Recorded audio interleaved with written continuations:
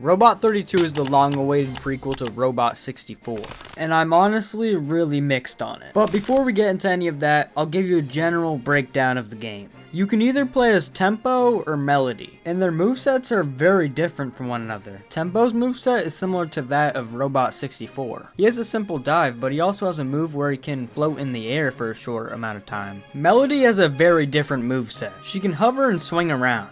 But something you'll also notice is that she's way faster than Tempo. The plot of this game pretty much boils down to collecting these things called Fubbies, and you do that by traveling to the various levels this game has to offer. The very first level is Newton Park, and this is my personal favorite. I absolutely love the autumn vibe this level is going for. It also just does its job well by being a good introduction to the game. There's also a boss fight in this level on top of this giant tree, and it's actually a reference to Naughty from the first game. And then you go to space and run from aliens. Yeah, I don't even know. The next level is called the Fubby Festival, and it's definitely not my favorite level. Don't get me wrong, it's not terrible. I mean, there's literally this really cool part where you ride a roller coaster. That's so sick. But what makes it stink for me is the ice physics, and it's just too generic. Those might sound like nothing problems, but if you play the game, you understand. Also, I clipped through the map. Just want to mention it. The third level in this game is called Bitsburg, and this is definitely one of the more interesting levels. The only way to get any Fubbies this time around is to collect money, which is scattered all over the place. What I really love about this level is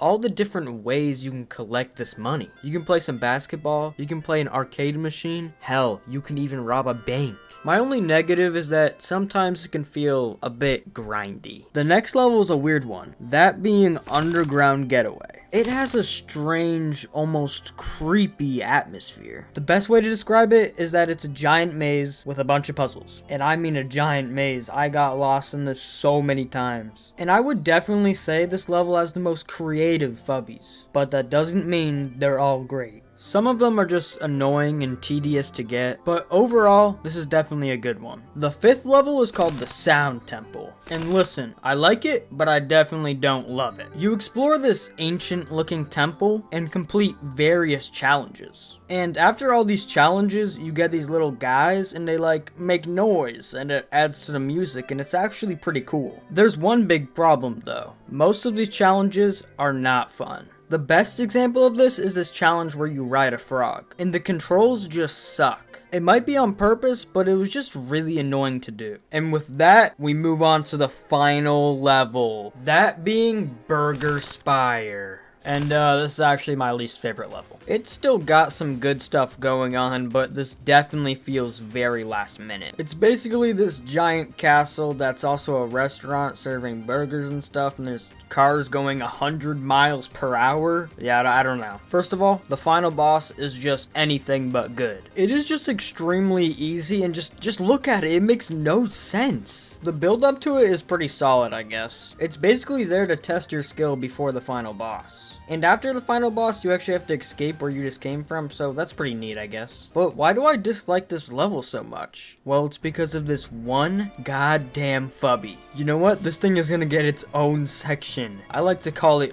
Rocket Hell. The goal is simple. Ride this rocket, blast through a wall. But if you don't do it in time, the rocket blows up. First wall, boom, easy. Second wall, boom, easy. Third wall, okay, that was a little close. Fourth wall, boom, easy. Fifth wall, f*** you. You need to do this almost perfectly. There's a ton of tight turns, you need to be extremely accurate, and at the same time, you need to be going fast as hell. Don't get me started on the last part. It is just a pain. What are my final thoughts on the game? I know I've been dunking on it a little bit, but I really do like this game. It's nothing amazing, but it's definitely a great game, and I would recommend playing it. It really sucks too, because I wanted to 100% this game, but I just couldn't find the motivation to do it. But consider subscribing for more content similar to this, and I'll see you next time.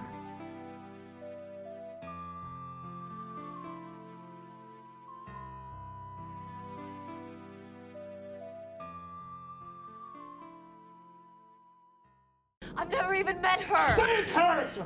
You!